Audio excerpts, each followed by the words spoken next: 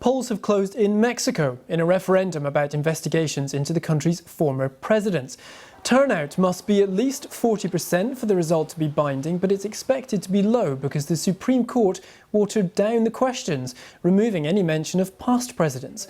Some polling stations were empty, despite many Mexicans complaining about years of government corruption. Well, let's go live now to Mexico City, where our correspondent Will Grant is based. Will, good to see you. Sunday evening in Mexico, polls have closed. What exactly were voters being asked to decide?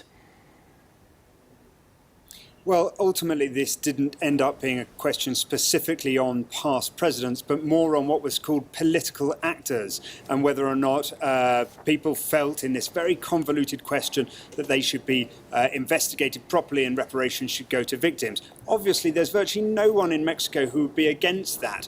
And obviously, as these figures begin to come out now, that is clear.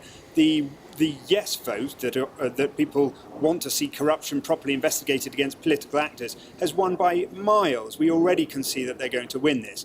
But the turnout is so low.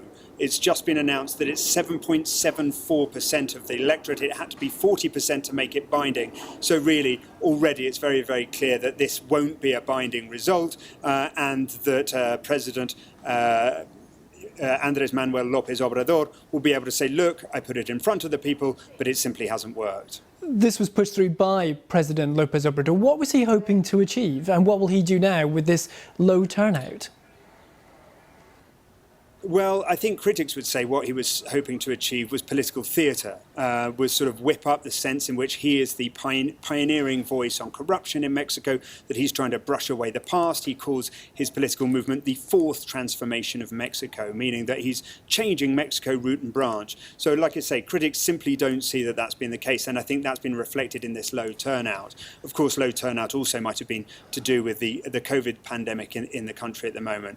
But I think what happened was that he simply couldn't make that stick. There's too much backroom politics in Mexico. There's too much give and take between, different successive Mexican administrations. And by the end, having tabled this motion, he didn't even vote himself and said that if he was going to vote, he would have voted against it because he doesn't believe in looking backward but looking forward. So the whole thing became very, very involved. It's a lot of kind of confusing Mexican politics, but this was a really good chance, a lot of people felt, for Mexico to really take grip of its justice system that does need real reform, that is known to be very corrupt. There is terrible problem with impunity from the very top down, and that opportunity, many would say, has been missed. So the opportunity missed, a low turnout.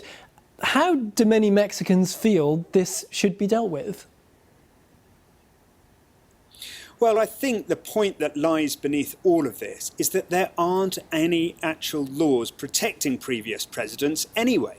So President Manuel Lopez Obrador, if he wanted to look into the various cases that were mentioned against previous presidents, and we can include some of them now, the disappearance of 43 student teachers in Ayotzinapa in 2014, for example, under Enrique Peña Nieto, a case in which police brutality was used against protesters in 2006.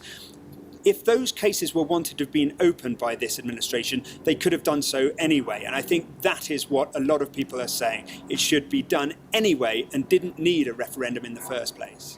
Will Grant in Mexico City, thanks for joining us.